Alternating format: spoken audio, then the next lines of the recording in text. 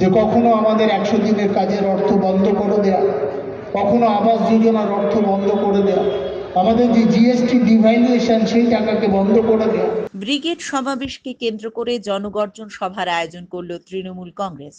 উত্তর 24 পরগনা জেলার হাবড়া বিধানসভার হাবড়া দেশবন্ধু পার্ক ময়দানে এক জনগর্জন জনসভার আয়োজন করা হয় বৃহস্পতিবার বিকেলে। এদিনের সভায় উপস্থিত ছিলেন বারাসাত কেন্দ্রের সাংসদ কাকুলি ঘোষ দস্তিদার, খাদ্যমন্ত্রী রথীন ঘোষ, জেলা পরিষদের সভাপতি নারায়ণ গোস্বামী সহ একাধিক তৃণমূল নেতৃত্ব।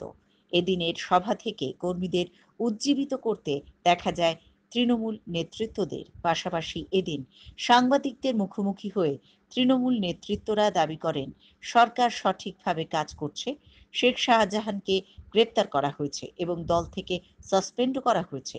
কিছু সংবাদ মাধ্যম সহ বিরোধীরা অপপ্রচার করছে।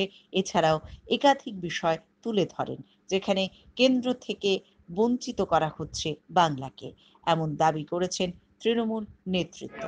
বলবো যে মমতা বন্দ্যোপাধ্যায়ের যে নেতৃত্বে পশ্চিমবঙ্গ সরকার কাজ করছে, পশ্চিমবাংলার পুলিশ যথাযথ ভূমিকা পালন করতে পেরেছে। কেননা রবিবার দিন আমাদের সর্বভারতীয় সাধারণ সম্পাদক সাংসদ অভিষেক ব্যানার্জি সর্বগোচরে আনেন যে একটা কোর্টের অর্ডারে পুলিশ অ্যারেস্ট করতে পারছিল না। সেই অর্ডারটা হয়েছিল ইডি কেসটা আটকে দেওয়ার জন্য। কেন্দ্রীয় সরকারের নির্দেশে কোর্টে গিয়ে বলেছিল পশ্চিমবঙ্গ সরকার যেন পুলিশকে এই যে ইনভেস্টিগেশনটা হচ্ছে সেটা করতে না দেয়।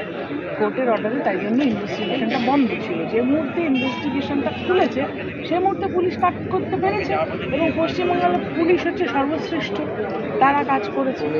এবং দল থেকে যেটা পশ্চিমবঙ্গ সরকার এই কাজটা করার পরে আমরা বলবো যে ধন্যবাদ জানাবো তৃণমূল কংগ্রেসকে, স্বচ্ছতার সঙ্গে সততার সঙ্গে মমতা বন্দ্যোপাধ্যায় যে দলটাকে এতদূর নিয়ে এসেছেন।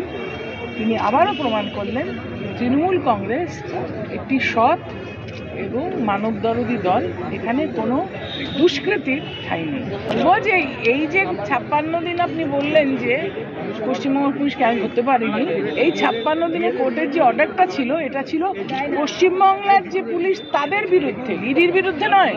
তাহলে এই 56 দিন ইডি কেন সেই নথিগুলো নিয়ে যায়নি?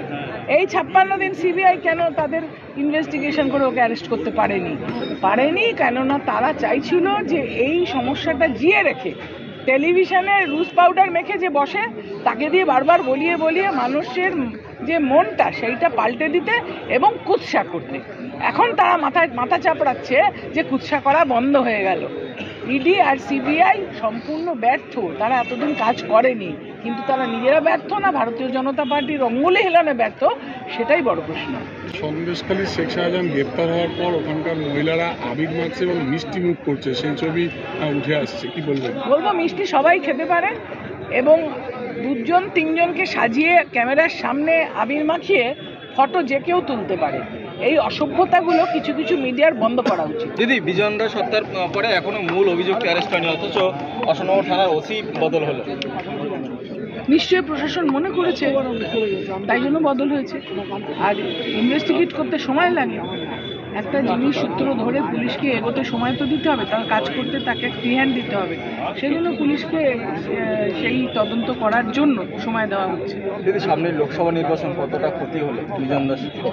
অপরণীয় ক্ষতি। রাজনৈতিক নেতা তিনি এবং অত্যন্ত কর্মঠ, অত্যন্ত সৎ এবং এরকম মানুষ পায়নি।